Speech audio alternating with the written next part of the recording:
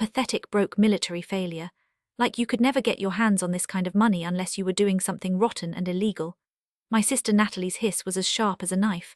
Right in front of my terrified son's eyes, she snatched the $5 million check, ripped it in half and threw the shredded pieces straight down onto my scuffed combat boots. That deafening sound of tearing paper shredded whatever was left of our blood tie. Call the police. Arrest this embezzling thief right now. Natalie screamed in triumph, gleefully trampling over her younger sister's dignity in the middle of the crowded lobby. Watching the children's fun check flutter to the marble floor, I tightened my grip on my son's hand, my eyes turning terrifyingly cold. I stood perfectly still, offering zero resistance. Because what she didn't know was that her arrogant phone call had just detonated a classified $750 million contract, one powerful enough to wipe the entire existence of this bank off the map. Before I tell you what happened, please take a moment to like and subscribe to the channel. But only if this story resonates with you, and let me know in the comments where you are watching from and what time it is where you are. As the white torn confetti of that shredded $5 million check drifted through the frigid recycled air and settled onto the mud-stained leather of my combat boots, the stinging humiliation yanked my mind backward, not forward, backward, straight into a wound I had spent years trying to bury under discipline and silence, and the smell of engine grease on an overseas military base 10,000 m from home. I stared down at the frayed hem of my faded tactical jacket. It was the exact same piece of clothing my ex-husband had pointed at with absolute disgust years ago, the night he packed his bags and walked out of our lives for good. He had stood in our cramped little living room, his leather suitcase already zipped, his car keys jangling impatiently in his left hand, and jabbed his index finger at the olive-drab fabric hanging over the kitchen chair. He called my dedication to the country a pathetic excuse for financial failure. He said our son would grow up ashamed of a mother who chose mud and gunfire over a real paycheck. He said he had found someone who understood what a man actually deserved, a billionaire eyes in the city, who could give him the life I was too stubborn and too poor to provide. I had been standing at the kitchen sink washing our son's plastic cereal bowl when he delivered that final verdict on our marriage. I remember the warm water running over my knuckles. I remember the soap bubbles sliding between my fingers. I remember the exact pitch of his voice when he said, "Our boy would be better off without me." He did not kiss our son goodbye. He did not even glance at the bedroom door where the boy was sleeping with his stuffed dinosaur pressed against his cheek. He just slammed the front door so hard the framed photo of our wedding crashed off the wall and shattered across the linoleum, sending tiny shards of glass sliding under the refrigerator, where I would find them with my bare feet 3 days later, still bleeding from wounds I could not see. The memory of that sneer burned in my chest like battery acid every single day. My own family had always measured a soldier's sacrifice in dollars and cents, and the number never added up in their eyes. My sister had openly sided with my ex-husband during the divorce. She told our parents I had driven him away with my stubbornness. She told anyone who would listen that I deserved to be alone. I swallowed that bitter memory whole, grinding my heavy boots into the polished marble floor, pulling my consciousness back to the exact reason I had walked into this superficial fortress just 15 minutes earlier. Only 15 minutes before this explosive confrontation, my son and I had parked our beat-up, reliable old truck in the sprawling luxury car-filled parking lot of Holstead Bank's Ellsworth branch. The truck's exhaust pipe rattled against the undercarriage as I killed the engine. A fine layer of red dust from the unpaved road leading out of Maple Hollow coated the hood and the cracked windshield. My son unbuckled his seat belt and grabbed his small backpack, the one with the torn zipper he refused to replace, because his best friend at school had drawn a lopsided dinosaur on it with permanent marker during recess. He slung it over one shoulder and waited for me to come around and open his door, a small ritual we had maintained since he was old enough to ride in the front seat. We had a remarkably simple plan for the afternoon: deposit the government funds at the bank, walk 3 blocks down Main Street to the bookstore and buy him the new comic books he had been saving his allowance for, finish the day eating pulled pork sandwiches and sweet potato fries at our favorite local barbecue joint near the highway overpass, the one with the neon pig sign that buzzed and flickered every time a truck rumbled past. That was it. No spectacle, no drama, just a quiet Tuesday afternoon. I had purposefully kept my true identity entirely hidden from the world for years. Not a single teacher at my son's elementary school, nor any of my quiet neighbors on the gravel roads of Maple Hollow knew the truth. They saw a tired single mom in dusty clothes who drove an old truck, mowed her own lawn on Saturday mornings, and hung her laundry on a clothesline in the backyard. They had absolutely no idea that beneath this exhausted exterior, I was a full-bird colonel in the United States Marine Corps, a high-ranking Department of Defense representative, personally coordinating hundreds of millions of dollars in veteran housing and pension funds across 17 states. I kept this absolute secrecy by choice, by iron discipline. I desperately wanted my son to learn that a person's core character, their integrity, their word and their honor, define a human being, not a designer label or the emblem on the hood of a sports car. I wanted him to grow up untouched by the toxic disease of materialism that had rotted my sister's soul from the inside out, the same disease that had stolen my husband from our kitchen table. The very second we pushed through the heavy oversized glass doors and stepped into the bank's VIP lobby, the ambient temperature dropped like walking into a meat locker, the sprawling room rare of expensive espresso and suffocating entitlement. The floors were polished marble, so reflective I could see the scuffed soles of my boots looking back up at me. 3 young tellers stood behind the long counter, laughing idly and scrolling through their phones. The instant their eyes scanned my faded olive-drab cargo pants, my weathered face and my son's plain, slightly wrinkled cotton shirt, their bright, welcoming smiles evaporated into thin air. One of them nudged her colleague with her elbow and whispered something behind her manicured hand. The second teller glanced at us, wrinkled her nose slightly and turned her back. They did not even try to hide it. We were immediately silently classified as trash. I watched with clinical detachment as men in sharply tailored thousand suits and women carrying designer handbags, the size of small suitcases, were greeted with deep fawning bows and immediate personalized assistance. A silver-haired gentleman carrying a golf bag received a fresh cappuccino before he even reached the counter. A woman in heels so tall they clicked like metronomes on the marble was personally escorted to a private consultation room by a manager who nearly bowed in half. Meanwhile, my son and I stood at the entrance like invisible, bothersome ghosts. The thick, oppressive stench of classism choked the room. Without speaking a single word, the entire banking staff had drawn a line in the polished marble, deciding that a woman in scuffed boots and a boy in a wrinkled shirt did not deserve basic human dignity. I had seen this exact dynamic play out in combat zones around the world. The powerful ignore the vulnerable, the uniformed serve, the served forget. I felt my son tighten his small trembling grip on my fingers. His intuition was sharper than any military radar I had ever operated. He sensed the hostility radiating from the staff like heat rising off desert asphalt. Instead of shrinking away or turning back to the safety of our truck, I did not retreat a single inch. I took a controlled breath through my nose and straightened my spine, feeling the familiar comforting rigidity of 20 years of Marine Corps discipline take over my body. I locked my posture into the unbreakable squared shoulder stance I had used walking through combat zones on 3 different continents. The official red-stamped $5 million government check sat inside my breast pocket, pressed flat against my chest, feeling as heavy and secure as a plate of Kevlar armor. Holding my son's hand firmly in mine, I marched directly toward the central transaction counter. My eyes stayed fixed. My expression was carved from granite. I was completely blissfully unaware that by taking those calm, deliberate steps forward, I was walking straight into the slaughterhouse of my sister's fragile, malignant ego, and that the quiet Tuesday afternoon was about to detonate into absolute chaos. The silent, icy ostracization from the banking staff was so blunt and unapologetic that even an 8-year-old child could feel the sting of it in his bones. My son stopped walking.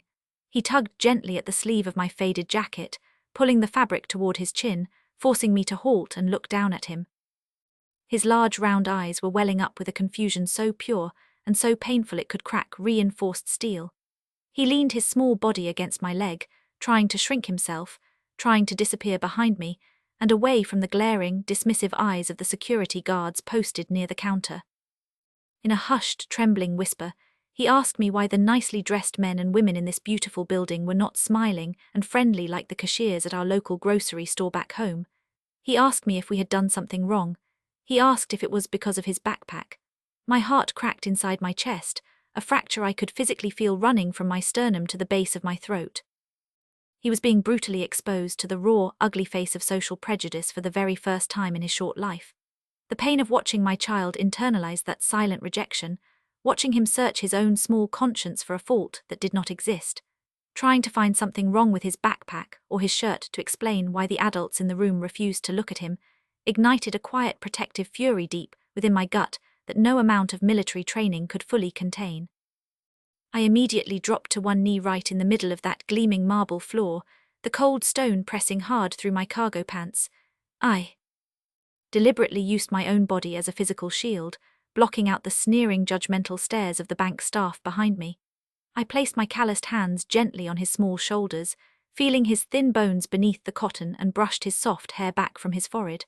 I locked my eyes firmly with his, refusing to let him absorb their toxic contempt. "Be patient, sweetheart," I whispered softly, projecting absolute warmth and stability into every syllable. "Never assume the worst about anyone before you truly know them.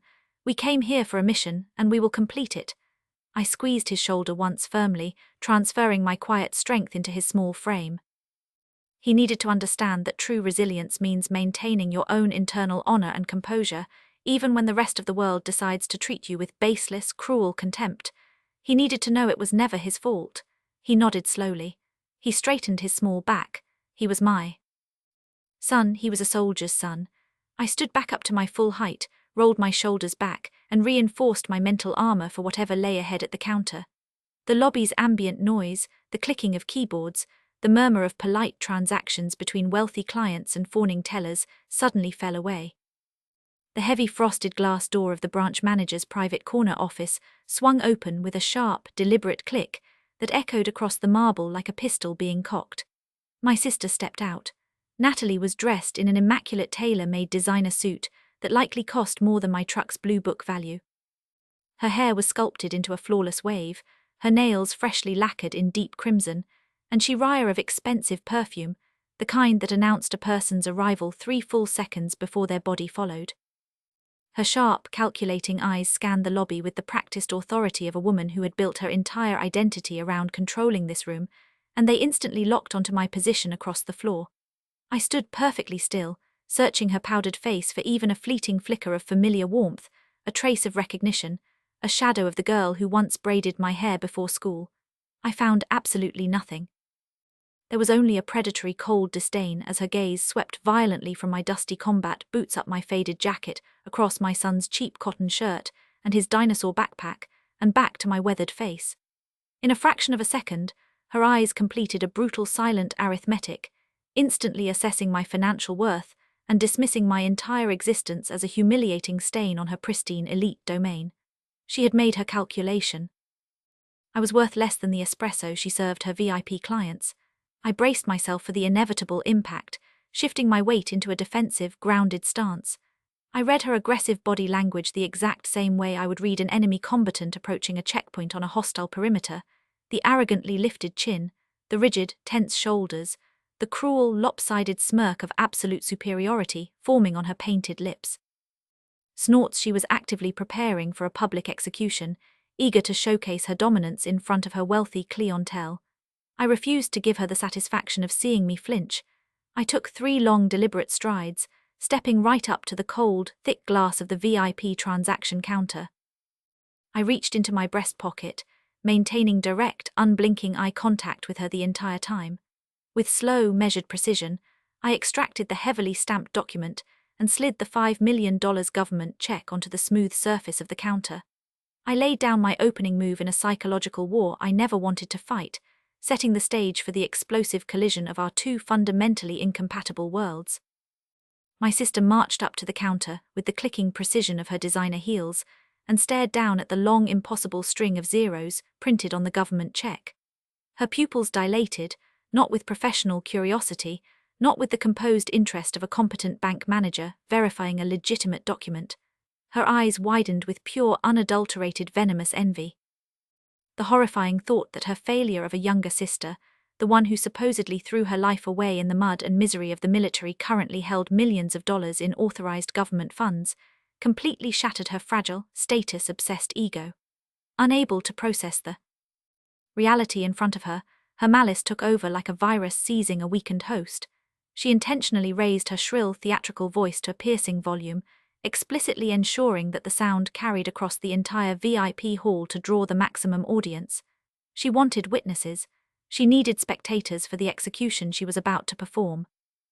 A pathetic failure earning pennies like you. How could you possibly have a $5 million check in your hands? She hissed viciously, her painted lips curling back from her teeth like a cornered animal. She stood right there under the bright crystal chandeliers and publicly accused me of embezzlement and fraud, weaponizing our shared bloodline and her managerial authority to maximize the humiliation in front of every wealthy stranger within earshot. Her tellers stopped working. Her security guard stepped closer. The trap was being built in real time and she was the architect. I did not flinch. I did not allow a single muscle in my face to betray any emotional pain. With the clinical emotionless precision forged in life or death combat zones across 3 continents and 2 decades of active service, I reached into my inner jacket pocket. I extracted my heavy high-ranking military identification card, alongside the thick stack of red-stamped official Department of Defense authorization paperwork. I slapped the entire stack onto the glass counter with a sharp authoritative crack that silenced the immediate area like a gunshot fired into a church ceiling. The tellers flinched. The security guard nearest to me took a step back. I looked dead into my sister's frantic, jealous eyes. I am asking you to put your childish personal grudges aside. Do your job like a professional. You can pick up the phone call, the military treasury hotline, and everything will be verified in less than 2 minutes. My voice was a low, controlled rumble, offering her a perfectly rational, professional exit from the hysterical trap she was building around herself and everyone else in this room. 2 minutes. That was all it would take. One phone call and this entire disaster could have been averted. I was handing her a lifeline wrapped in military precision, and she could not even see it through the fog of her own jealousy. From behind the marble counter, a young, nervous teller stepped forward, breaking the tense standoff. Her name tag read, Maya Jenkins. She had barely entered her mid-20s with close-cropped hair and sharp, intelligent eyes that burned with a sudden flash of integrity that outshone every other person in that building combined. Coming from a proud veteran family, her own father, having served 2 tours in Afghanistan before a roadside bomb took his left leg below the knee. She had recognized my colonel insignia and the Department of Defense seals the instant I placed them on the glass, her hands trembling slightly with the courage of what she was about to do. She bravely stepped to the counter and offered to take the documents to the back verification room and make the confirmation call herself. She wanted to resolve this quietly, professionally, the way any competent banking institution should have handled it from the very first second.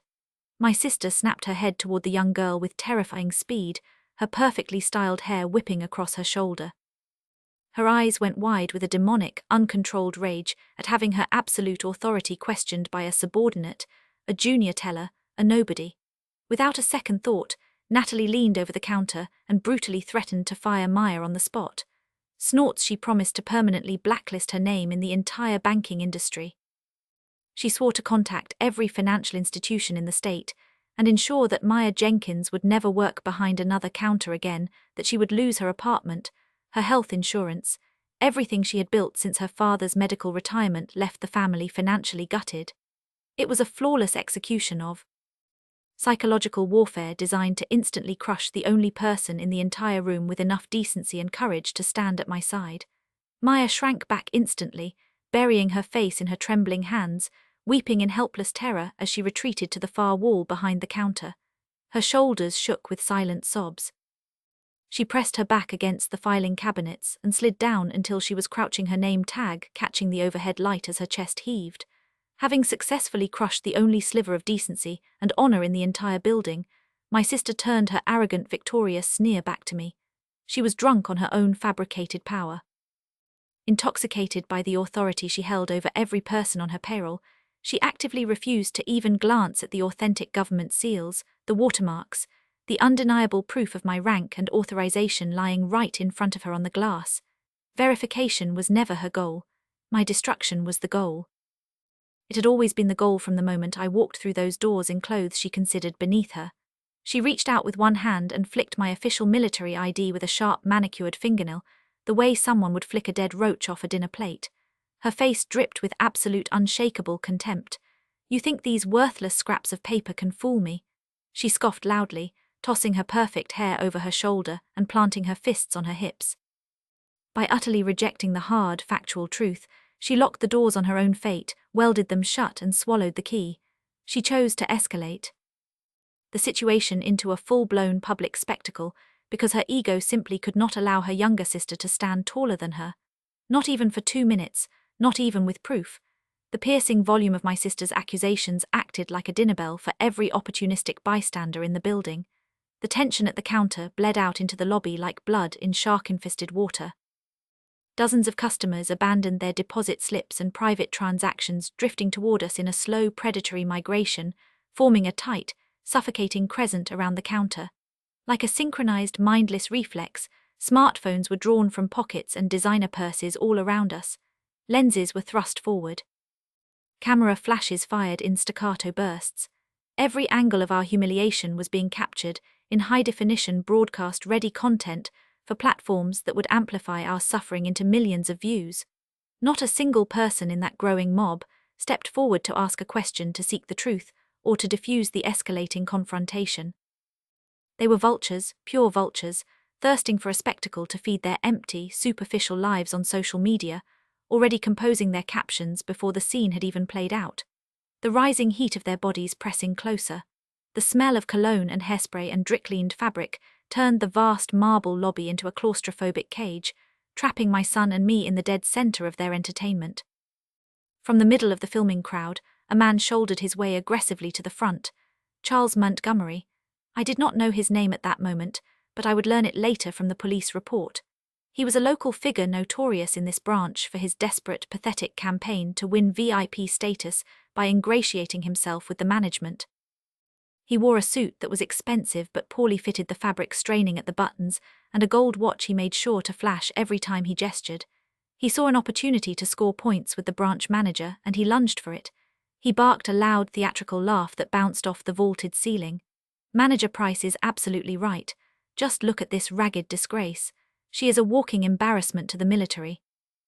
She is probably using her own child as a prop in some pathetic poor single mother scam to swindle sympathy money from this bank." His fat finger pointed directly at my son as he delivered that last line. His words were not just insults.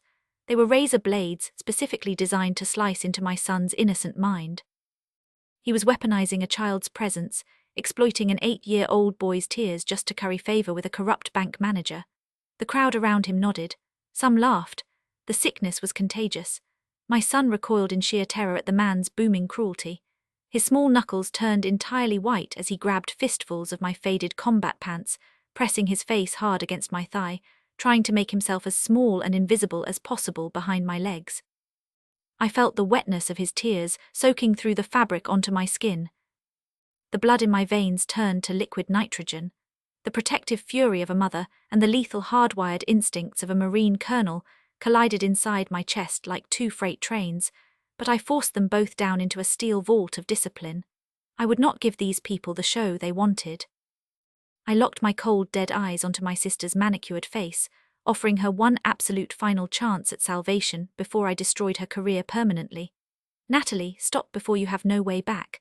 Do not let your prejudice blind you," I warned her, my voice dropping to a low, lethal register that I had only ever used when issuing final orders before a combat engagement. It was the hardest thing I had ever done in my life, harder than any firefight. Harder than any midnight patrol in hostile territory, deploying military-grade restraint to warn an enemy who happened to share my blood, who happened to have slept in the bed next to mine for the first 16 years of our lives. My sincere final warning was met with a smirk of pure unadulterated evil. Drunk on the validation of the cheering crowd, high on the fumes of her own manufactured power, she lifted the $5 million government check high into the air for everyone to see. She held it above her head like a trophy. With a vicious theatrical pull, she tore it directly in half. The sound cut through the lobby. Then she ripped it again and again.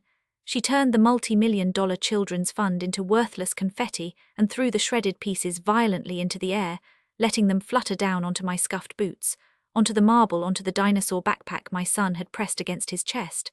"That is where people like you belong," she snarled, her voice dripping with 3 decades of concentrated venom and unchecked superiority. My son instinctively dropped to his knees. His small fingers scrambled across the cold marble, trying to gather the torn pieces, trying to put the check back together, as if reassembling the paper could somehow reassemble everything else that was shattering around him. I grabbed his shoulder firmly and pulled him back up to his feet. I would never let my child kneel before her. Not today, not any day, not in this life. I looked right through her hollow soul, past the designer suit, past the perfume, past every mask she had ever constructed to hide the rot underneath. You just ended your own life with your own hands, Natalie, I stated. My voice did not rise. My hands did not shake. The words landed on the marble floor between us with the finality of a coffin lid closing. That was the exact moment she picked up her desk phone, dialed security, and screamed for the police, following her hysterical, completely fabricated police call. My sister pointed a manicured finger at me and barked an aggressive order to her head of security, Marcus Vance. He was a giant, lumbering man with a shaved head, a thick neck, and hands the size of dinner plates. The kind of man who clearly enjoyed bullying anyone he deemed physically weaker to justify his inflated paycheck and earn approving nods from management. He unhooked his heavy metal handcuffs from his tactical belt with a cruel, eager glint in his dull eyes, and lunged forward through the crowd toward us, shoving bystanders aside with his massive shoulders like a bull clearing a pen. "Stand still and put your hands behind your back. You fraud," he growled entirely, ignoring any semblance of protocol entirely, ignoring my military identification still sitting on the counter in plain sight, entirely ignoring the fact that a small child was pressed against my legs with tears running down his face. He did not care about evidence. He did not care about procedure or due process. He cared about showing off for the cameras and earning his boss's approval. As he swung the heavy steel cuffs forward in a wide, undisciplined arc to force my immediate compliance, his massive rough forearm grazed dangerously, terrifyingly close to my son's face. The boy flinched hard, pulling his head back just in time. His cheek felt the displaced air from the guard's swinging arm. The metal cuffs whistled past his ear. Time froze completely as the threat of physical harm against my child registered in my brain, like a detonation code punched into a warhead. Every nerve ending in my body ignited simultaneously. In that split second, the protective mother and the combat-hardened Marine colonel merged into a single lethal entity. My speed was beyond anything anyone standing in that lobby could have imagined. Before Marcus Vance could complete his reckless, undisciplined swing, I deflected his massive arm with a bone-jarring, perfectly angled block, using my left forearm, redirecting his momentum past my son's head without missing a single beat. I pivoted. My hip slipped inside his guard and locked his extended arm in a lightning-fast tactical joint manipulation that I had practiced 10,000 times on training mats in military bases from Quantico to Okinawa. I did not need to throw a single punch. With one precise compression of his shoulder joint and a sharp controlled twist of his wrist, applying maximum calculated leverage against his weakest anatomical points, I forced the security guard, a man standing nearly 2 m tall and outweighing me by at least 100 lb, to roar in agony. His entire body folded under the immense targeted pressure. He crashed down one knee, slamming hard into the marble floor with a sickening heavy thud. He was completely immobilized, stripped of all ability to resist in less than 3 seconds. The crowd gasped as one collective terrified body. The giant had been neutralized by a single precise movement from a woman half his size in scuffed combat boots. Instead of recognizing the horrifying magnitude of her mistake, instead of realizing that she had just ordered an armed guard to swing metal restraints within inches of a child's face, my sister pounced on the narrative like a rabid animal smelling blood. She pointed her manicured finger at my defensive takedown and screamed to the filming mob, desperately gaslighting every single witness in the room, rewriting reality in real time. "You all see it now. She has lost her mind. She clearly has severe PTSD from the military. She snorts, is a violent psychopath, an uncontrollable killing machine." Her voice cracked with theatrical hysteria, but her eyes were calculating, cold, and fully aware of the narrative she was manufacturing for the cameras. "She snorts" was turning my service, my sacrifice, my scars into a weapon against me. She was diagnosing me in front of a mob. It was the most sickening betrayal imaginable, weaponizing my trauma, weaponizing my training, turning the years I had spent defending this nation into evidence of insanity. Having neutralized the immediate threat, I released the guard instantly. I kicked his handcuffs across the marble floor, sending them spinning under the counter and out of reach. "Anyone who dares lay a single finger on my son, I swear I will break their arm." I roared my command voice, vibrating the glass teller partitions hard enough to rattle the pens in their holders and send a stack of deposit slips cascading off the counter. I immediately stepped back from the gasping, whimpering guards sprawled on the floor and dropped my arms loose against my sides, palms, open fingers spread, facing outward. It was the absolute textbook open palm posture of a trained officer in full deliberate surrender, a universal visual declaration captured by every camera in the room, proving that I was not a wild attacker. I was a disciplined combat officer in total rational control, who had used the minimum necessary force to protect her child from an armed aggressor. The remaining security guards formed a menacing tight half-circle around us, their crackling blue stun batons drawn and arsing with live electricity. They forced me step by step backward toward the heavy glass entrance doors. Behind the counter, Maya was weeping into her hands, completely shattered by her inability to help her body curled against the filing cabinets. The cowardly crowd of bystanders remained dead silent, entirely apathetic, their camera flashes blinding us from every angle as they consumed our trauma for entertainment, without lifting a single finger to intervene. Not one person put their phone down. Not one person said, "Stop." My son buried his tears-soaked face directly into my thigh. His tiny shoulders shook violently against my leg. Slowly he turned his head and looked up through the forest of hostile strangers surrounding us, tears cutting clean lines through the grime on his cheeks. His voice cracked with a grief so profound and so raw it could shatter every pane of glass in that building. "Mom, you fought and bled to protect them. So why will none of them stand up to protect you now?" My Clear's throat, steel heart physically broke inside my chest. The sound that came out of my son's mouth was not a question. It was an indictment of every single person in that room, every person who had chosen comfort over courage, spectacle over decency, content over compassion. He had seen the ugliest truth of the civilian world at 8 years old, and no amount of military discipline, no amount of training or sacrifice or deployments could ever shield him from it again. I crouched slightly, stroking his hair, using my body to block the relentless camera flashes from his swollen, re-end eyes. "It is okay, sweetheart. We do not need protection from cowards." I whispered against the top of his head, holding my chin high as the final countdown to our reckoning began. If hearing a crying child ask why society turns its back on its truest protectors shatters your heart, hit the like button right now. Share in the comments if you have ever stood completely alone against a malicious judging crowd, because the explosive karma that happens next is the ultimate payback. The remaining security guards tightened their half-circle, their crackling stun batons, carving blue arcs through the lobby air like electric fences closing in on livestock.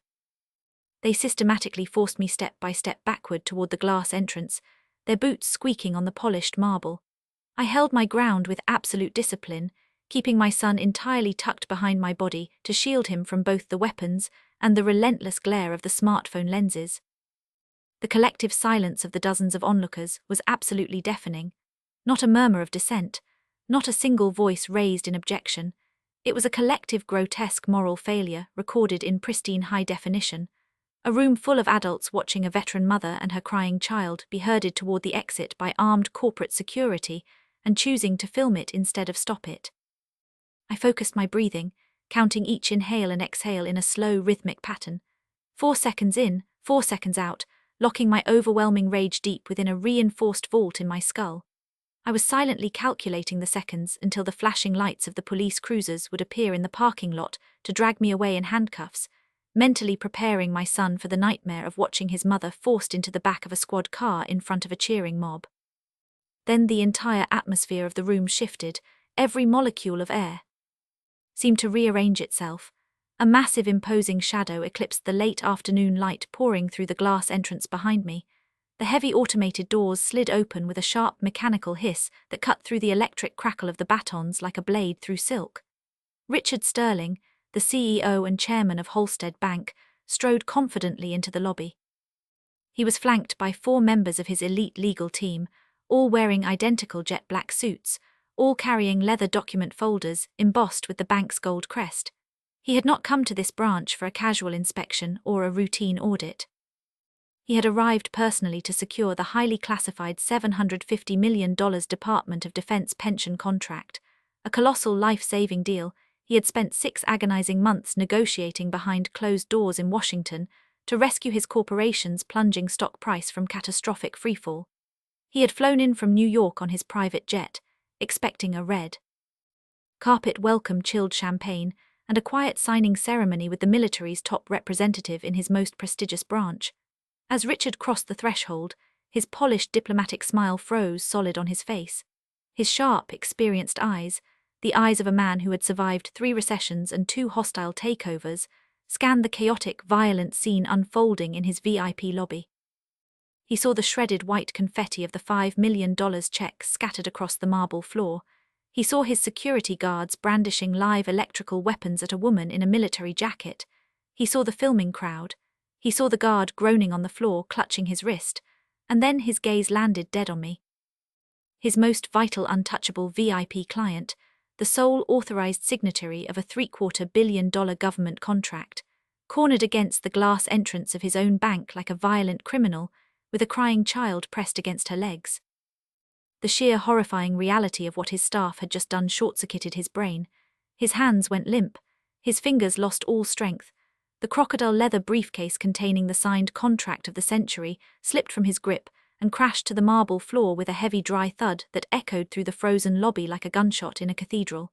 Every head turned, every camera pivoted. The sound of that expensive leather hitting stone cracked the room open like a geological fault line, and the earthquake was just beginning. The CEO's chest heaved with an apocalyptic fury as his mind rapidly processed the monumental catastrophe unfolding before his eyes. His bank had just physically attacked, publicly humiliated, and attempted to arrest the very entity that held their entire financial survival in its hands. The blood rushed to his face, turning his expression into a mask of pure terror and volcanic rage. His booming voice exploded across the vaulted marble ceiling with enough force to rattle the crystal chandeliers and paralyze every guard, every teller, every cowardly bystander and my sister in a single devastating blast. "Colonel Price, what the hell is going on in my bank branch?"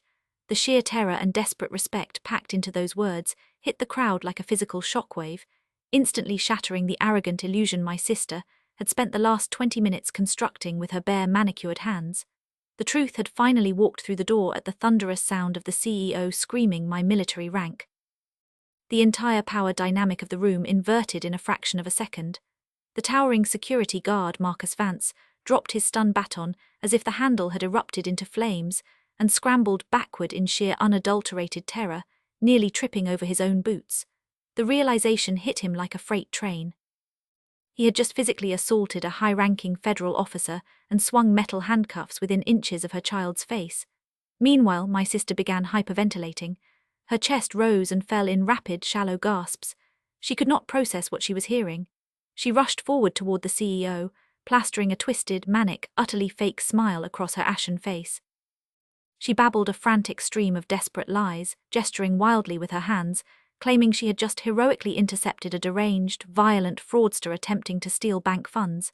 She expected accommodation. She expected applause. She expected the CEO to shake her hand and praise her vigilance. Richard Sterling did not even acknowledge her existence. He strode right past her outstretched hands, as if she were a piece of lobby furniture marching directly to where I stood, shielding my son against the glass. The billionaire CEO stopped in front of my scuffed combat boots, straightened his posture to its full height, and bowed his head deeply respectfully.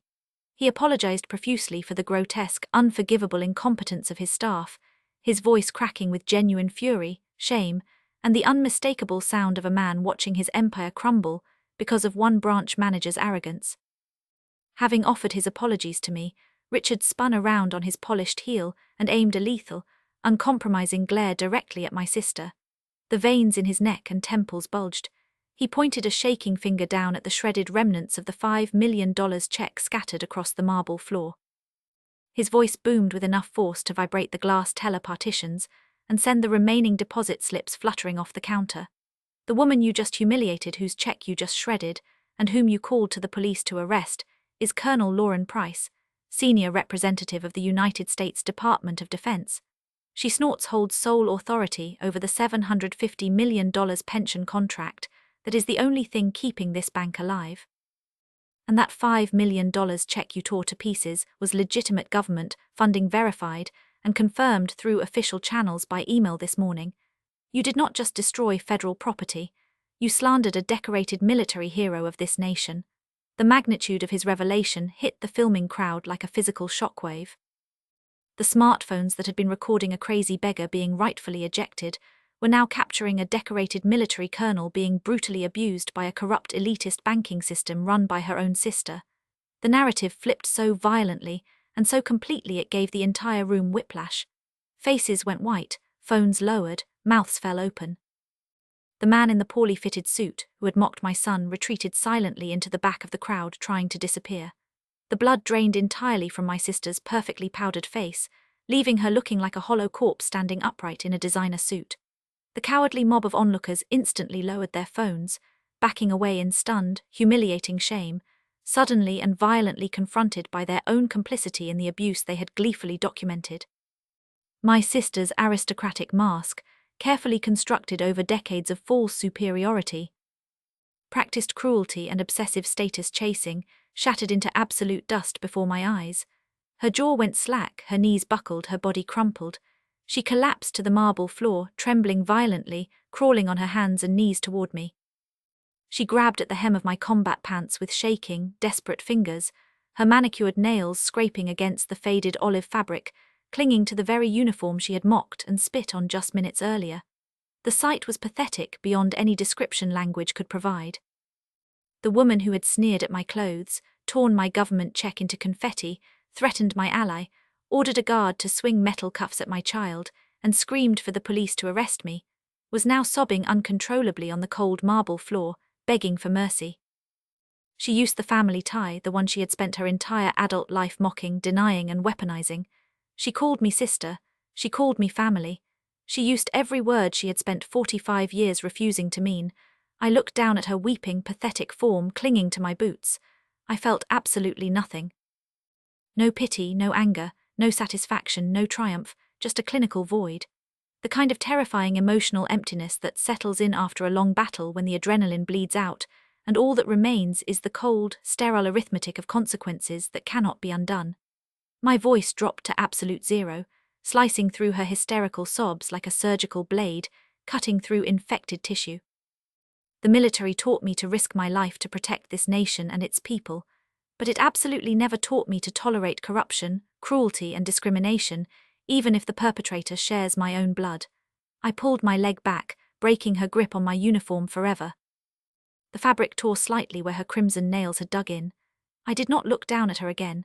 I looked up, locking eyes with the CEO standing 3 FT away, and issued the final non-negotiable strike. I demand the immediate termination of Natalie Price and head of security Marcus Vance, strip their employee badges and hand them over to the police.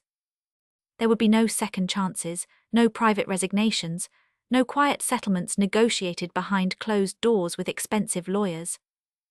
I was cutting the rod out publicly and permanently, under the gaze of every camera in that lobby, under the weight of every shredded piece of that $5 million check still scattered across the floor around my boots.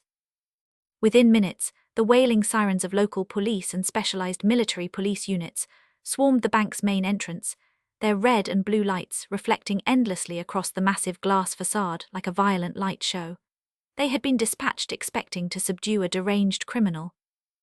Instead, upon seeing my rank displayed on the counter, hearing the CEO's furious, detailed testimony, and reviewing the security camera footage that showed Marcus Vance swinging handcuffs at a child, the heavily armed officers immediately lowered their weapons and snapped sharp, respectful salutes. My sister, stripped of her employee badge, and every manufactured shred of her authority, was walked out of the building in heavy steel handcuffs. She screamed hysterically as they formally read her the charges: filing false police reports, attempted extortion, intentional destruction of government property, assault by proxy. The cowardly security guard Marcus Vance was shoved roughly into the back of a second police cruiser right behind her. His brief, brutal reign of bullying permanently terminated with a click of steel around his thick wrists. By evening, the bystanders' videos had leaked across every social media platform on the internet, but the narrative had violently and irreversibly flipped. The footage of a branch manager tearing a charity check, ordering armed guards to attack a veteran mother and her crying child, and then gaslighting the entire room by screaming about PTSD went catastrophically viral.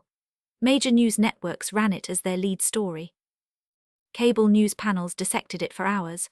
Halstead Bank's stock plunged into a terrifying freefall on Wall Street, as the public launched a massive unrelenting boycott campaign against the institution's documented culture of discrimination and cruelty.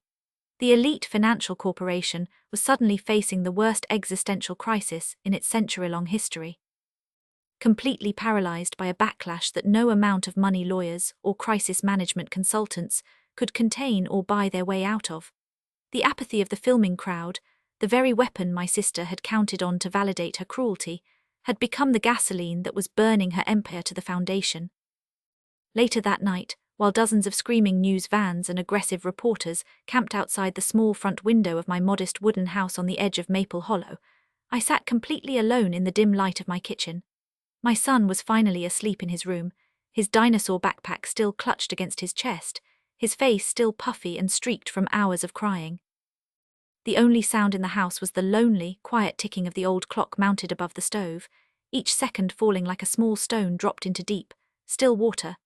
I stared blankly at my faded, scuffed uniform hanging over the back of the wooden kitchen chair, the same chair I had been leaning against when my ex-husband delivered his final verdict on our marriage years ago. A framed photograph of Natalie and Mia's children, maybe 6 and 9 years old, sat on the shelf above the sink.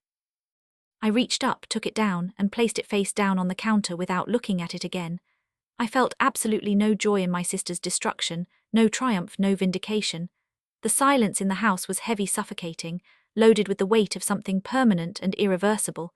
I had successfully severed my toxic bloodline forever, the sister who once braided my hair before school. The girl who shared my bedroom for 16 years. The person who was supposed to be the one constant in a brutal, unforgiving world was gone, hauled away in handcuffs on live television while the nation watched. Watching a family member be dragged out of a building in steel restraints. Even one who earned every charge filed against her leaves, a permanent cold scar that no amount of public praise, viral support, or presidential commendations can ever heal. As I sat alone in the dark kitchen, my son's tearful, shattering question echoed endlessly against the walls of my skull. You fought to protect them, so why will none of them stand up to protect you now?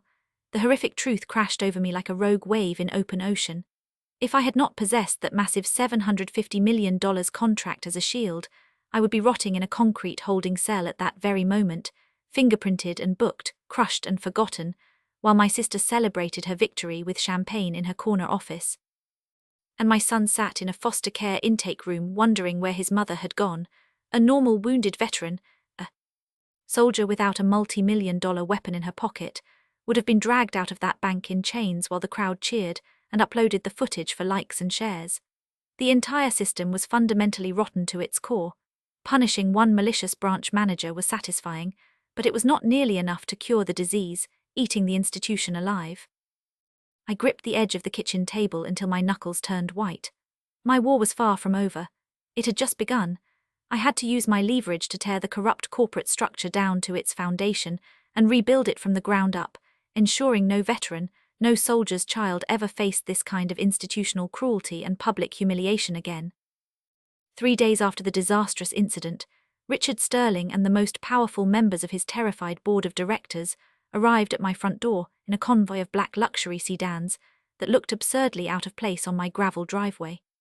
They squeezed nervously around my cheap, scratched kitchen table, sweating through their bespoke designer suits in my tiny, unair-conditioned kitchen, while my old ceiling fan wobbled and clicked above their heads. The coffee I served them was from a store-brand can. The mugs had chips in the rims. Desperate to stop the media firestorm that was rapidly bankrupting their empire, they slid thick envelopes across the scarred wooden surface toward me. Inside were multi-million-dollar personal settlement checks, essentially blank checks to compensate for my pain, and suffering with enough zeros to buy a private island and a fleet of helicopters. They pleaded with me, practically begging, their voices cracking with desperation, asking me to quietly sign the pension deal, issue a forgiving press statement to the major networks, and call off the boycott that was hemorrhaging their stock price by the hour. They believed that just like my sister, everyone had a price. They were convinced that enough zeros on a check could erase the stain of institutional cruelty and buy the silence of a decorated Marine colonel. I looked down at the staggering numbers on the hush money check spread across my kitchen table. Without blinking, without hesitation, I shoved them forcefully back across the scarred wood. One envelope slid off the edge and landed on the cracked linoleum floor. Nobody moved to pick it up. I do not sell my silence for money, I stated with absolute chilling finality, watching the panic bloom across their expensive, moisturized faces like ink spreading through water. Firing one arrogant branch manager like my sister does not change the apathy of the entire system you have all been enabling. I made it perfectly clear that my integrity forged in the fires of military service across 3 combat deployments, 18 years of active duty, and the loss of more brothers and sisters in arms than I could count without my voice breaking was not for sale. Not today, not ever. I was not merely angry at Natalie. I was disgusted to my core by the entire corporate culture that had allowed a predator like her to thrive, to bully, to discriminate, and to abuse the vulnerable with total impunity for years, while every single person in a position of authority looked the other way and counted their quarterly bonuses. I reached into the folder sitting beside my chipped coffee mug and slammed my own typed ultimatum onto the kitchen table. The heavy paper hit the wood with a crack that made 2 of the board members physically recoil in their leather chairs. I listed my demands in the same clipped, non-negotiable cadence I used when issuing military orders in the field, each one punctuated by the ticking of the kitchen clock above the stove. The bank must immediately implement a policy providing free comprehensive banking services for every veteran and military family nationwide across every single branch effective within 30 days. They must establish a fully independent hotline for reporting discrimination, staffed by external auditors who answer to absolutely no one inside the corporation. They must conduct a complete internal purge of every associate supervisor and ally that Natalie had placed, promoted, or protected during her corrupt tenure as branch manager. They must immediately promote and provide a full management scholarship to Maya Jenkins, the brave young teller who was the only person in that entire building with enough moral courage and basic human decency to stand up for the truth when everyone else chose silence. And finally, they must permanently establish the Leo Price Scholarship Fund, named after my son, dedicated to providing full educational funding for the children of fallen soldiers, financed in perpetuity by Holstead Bank's annual corporate profits. Cornered, bleeding cash by the hour, their stock in catastrophic freefall, facing the largest consumer boycott in American banking history, and completely, utterly desperate to survive, the board of directors signed every single demand without a moment of hesitation. Richard Sterling's hand trembled visibly as he initialed the final page and slid it back across my scratched kitchen table. 3 months later, the media storms had finally receded. The news vans were gone from my street, the reporters had moved on, the gravel driveway was quiet again, and once more I held my son's small hand and walked through the front doors of the Ellsworth Bank branch. I was still wearing that exact same faded, scuffed combat jacket, the same boots, the same cargo pants, the same dinosaur backpack hung from my son's shoulder, its torn zipper still unrepaired. Nothing about us had changed, but the bank itself had been fundamentally, irrevocably reborn. Polished brass plaques honoring veterans of every branch of the United States Armed Forces hung proudly on the marble walls that had once radiated nothing but cold, silent classist contempt. A framed copy of the Veteran Service Commitment, the policy I had forced into existence at my kitchen table, was displayed prominently behind the teller counter in a handsome case of dark walnut and beveled glass. And standing behind that counter wearing the sharp-tailored charcoal suit of an assistant branch manager, her name badge gleaming under the refurbished lights, was Maya Jenkins. She saw us walk in. Her hand went to her mouth, her eyes filled with tears that caught the light and ran freely down her cheeks, radiating a gratitude so raw and so deep it could melt forged steel. I squeezed my son's hand tightly as we walked across the same marble floor where shredded paper had once covered my boots like snow at a funeral. He looked up at me. He did not ask why the people were smiling this time. He did not ask why the security guard at the door nodded respectfully. He did not need to ask. He already understood. I had finally shown him the only lesson that truly mattered, the one no classroom, no textbook, no sermon could ever teach. True power is not meant to crush your enemies for petty revenge. True power exists to forge an unbreakable shield for the innocent and to force a cruel, indifferent world to change its ways. One institution at a time, one demand at a time, one act of